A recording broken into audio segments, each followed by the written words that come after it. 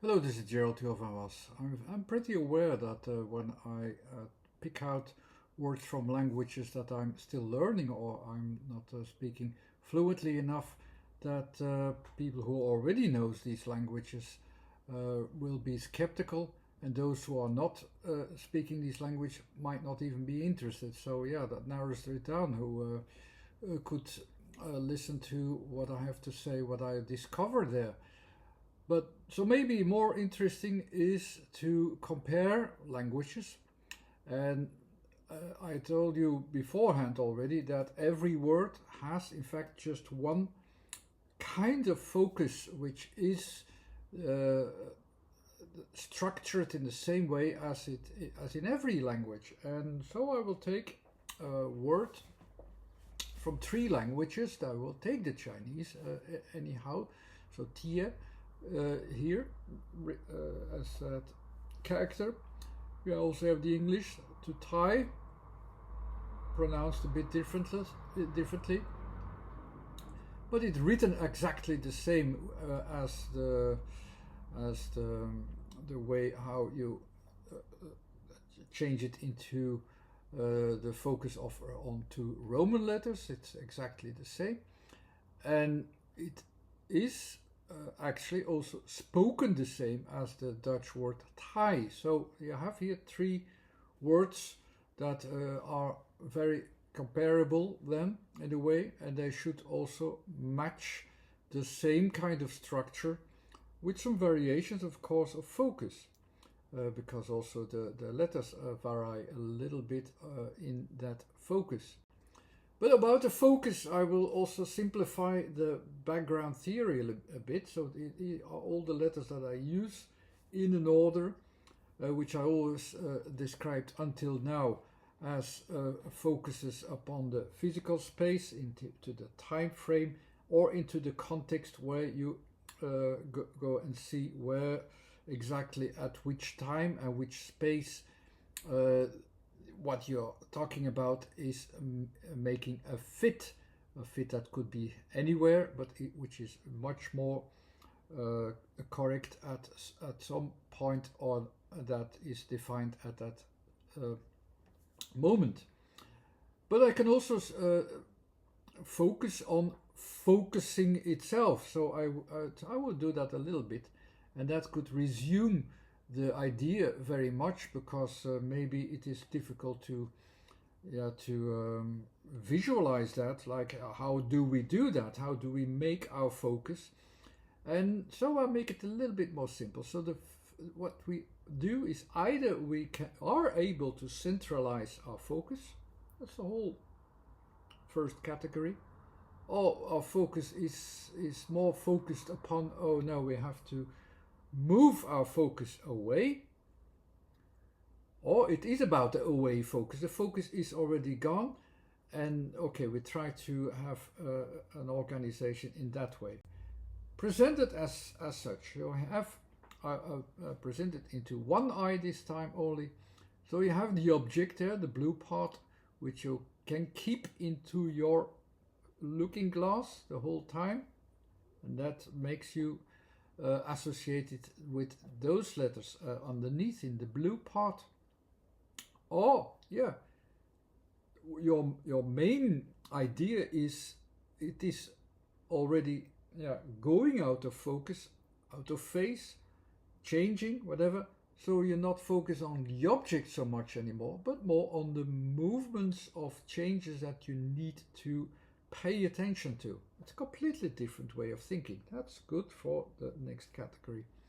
The last one is when that object is so much out of focus, that you can only describe it by context, then of course, and say, okay, so when and where does it fit? I can only know that by comparison. These are three kinds of focuses. More is actually not needed, and that's all I will use today. And the letters that we have today is T, E, and I, each of one of those categories, and they are also describing that kind of focus. I go a little bit more to detail. So the T in the second position is So you try to center your focus. That's what all the things do. And in A, it succeeds. In T, it already no longer succeeds so well. So you look a little bit more to the detail. So you focus a little bit off center, but you still have it. Just exactly as you have it there. The focus of A, I don't have to use the arrows also, not necessary. It's just like, okay, my focus there, where is it? When I want to see what's going on there, what I do is I can't help it but to move my focus. Oh, why do I have it? Oh yeah, one, two, oh yeah, in two different positions. That kind of move that you do is like watching these two dots there, which will remind you at eyes, of course, because that's what you do. You move your eyes. You move. That's what you do. That's the focus of E. And the focus of E, I also will present it differently, not with arrows, but simply as a focus. What is that focus? We want to make a fit there, but yeah, we look for a pattern now. We look for a pattern. What's the pattern that we can make it fit? It's as if you have an outside pattern and you want to have it fit into the existing focus. And that's the E. They're all very centered in that system as well, in the first, the second, and the third category. So they fit very well, and they are very much about that focus as well, that you can use in the three different ways. Focusing on the object, on what you need to do as a movement, and what you need to do, to make it hang together. This with a bit more explanation. So the first focus, T, is a starting point a bit away from the center. The focus of A is what already evolves away, no longer a center. Just following up what you have there.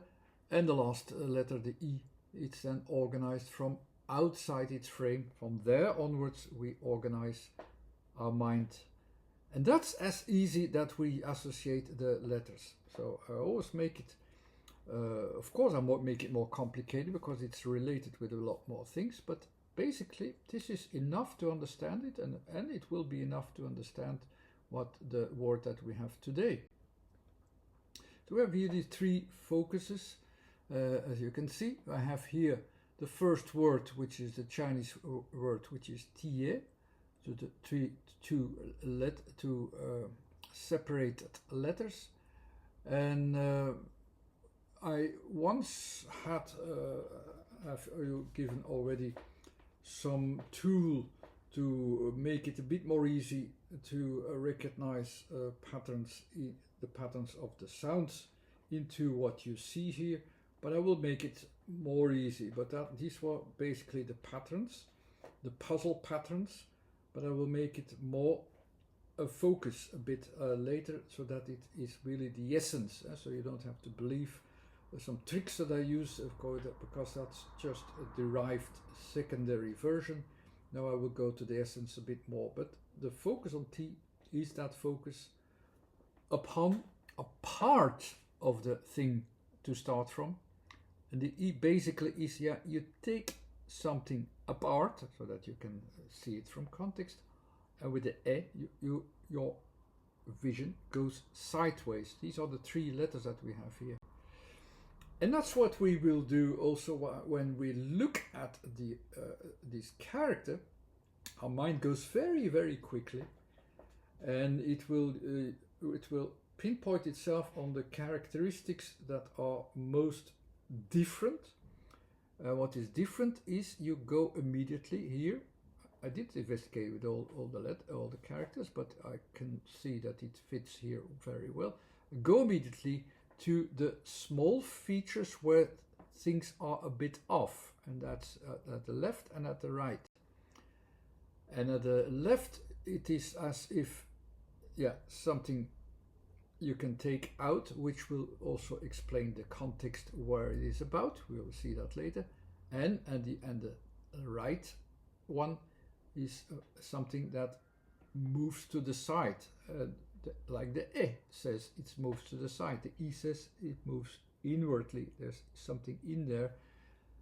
These focuses of the letters and sounds are already recognizable in the very quick distinction of the forms.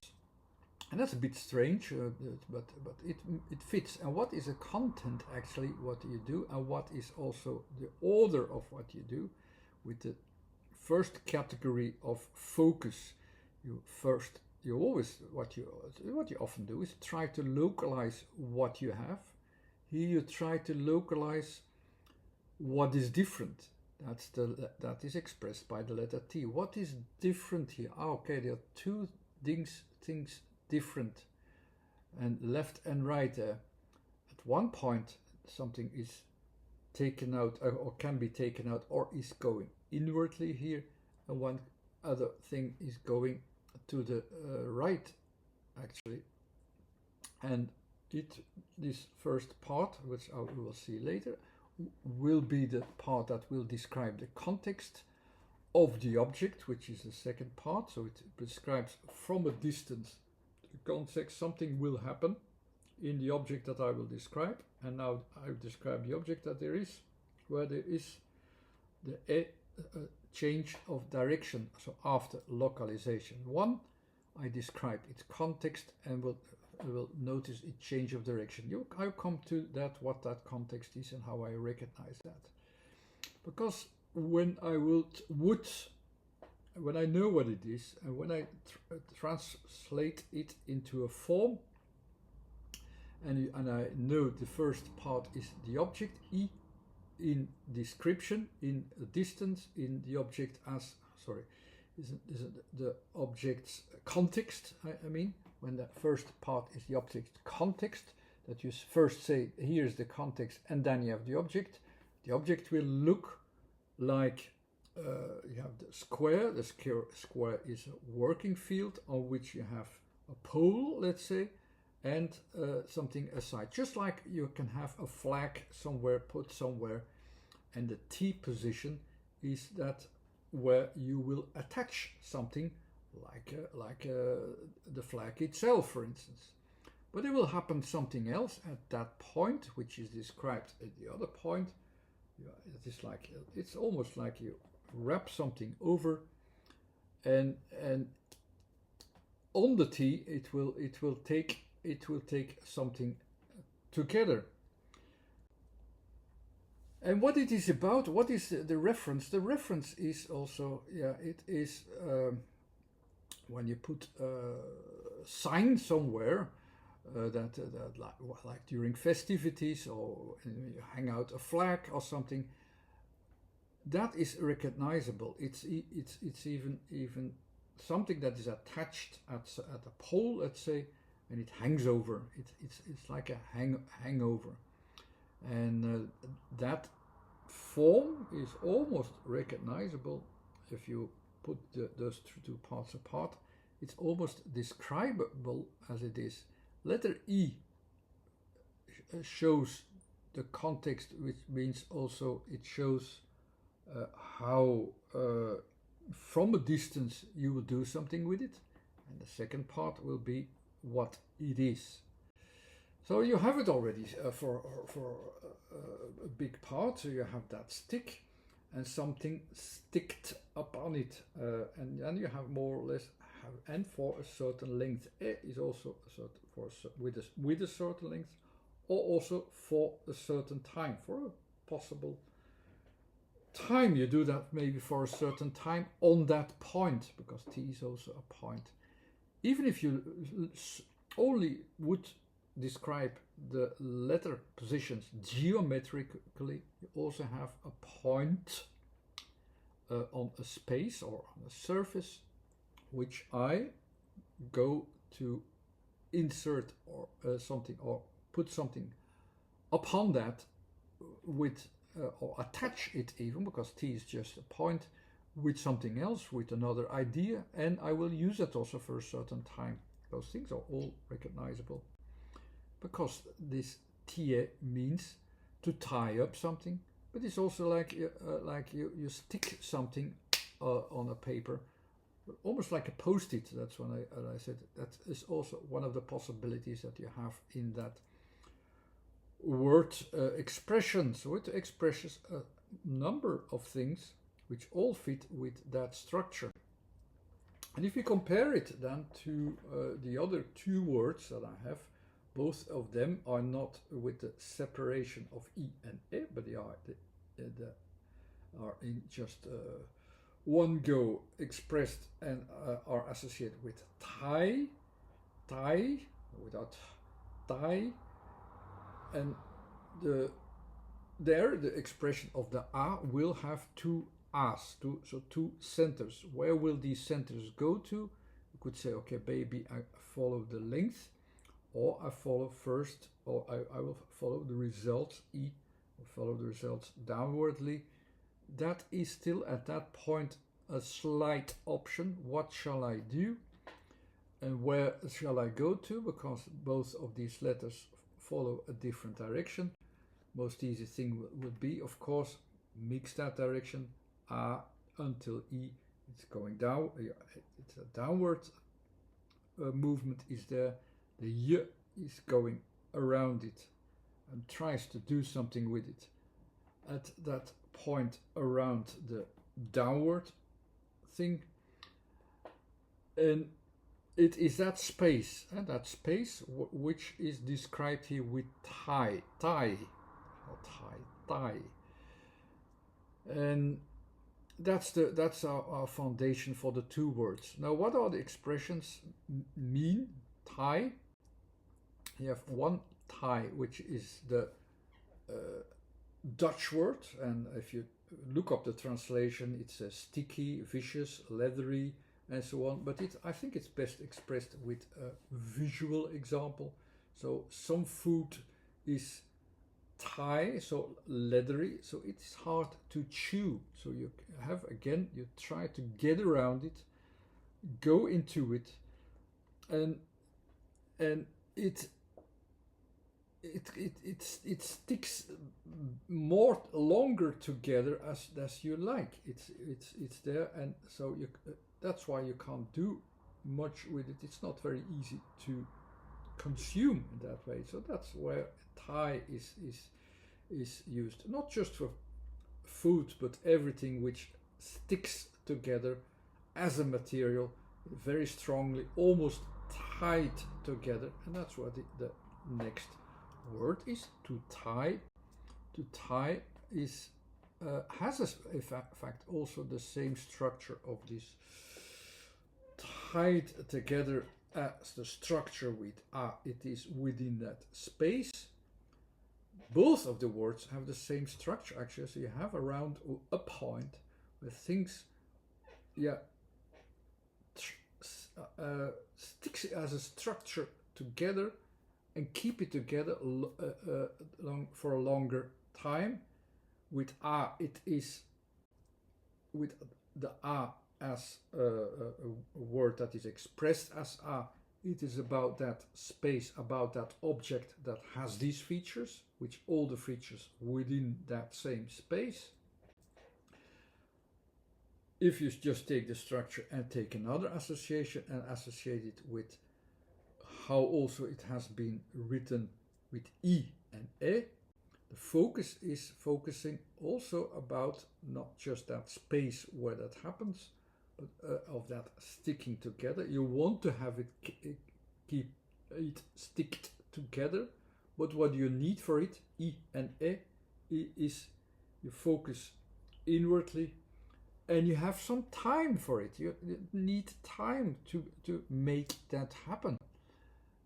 Taai, the I is actually a little bit better that it's expressed inwardly, and for the Chinese word, the I and the E are a bit more separated. So also there, the tied up is there inwardly towards that point, and that will stick there for a longer time. So some of the aspects of the same structure differ a little bit. So the timing can be different, the physicality can be different, and but the structure and the combination of qualities that is expressed in these words is the same actually for all these words. And I hope these were also again a good example to show you how the letters are can be considered as focuses that are the same in every language. But you see also that with some subtle differences it can become something completely different, even though the structure to go towards it and to understand what it is, to sense it, is the same in every letter separately, for sure. Okay, anyhow, I hope you enjoy this one. If you want some more experience, you can watch more videos and have you can subscribe to it if you like. There's also a Facebook page where you can subscribe, and there is a website with older videos linked there. And of course the books as well will guide you further for some variations of the logic that can be followed by understanding and sensing also the letters one by one and in a structured way as well. Okay, thanks again for watching, and bye.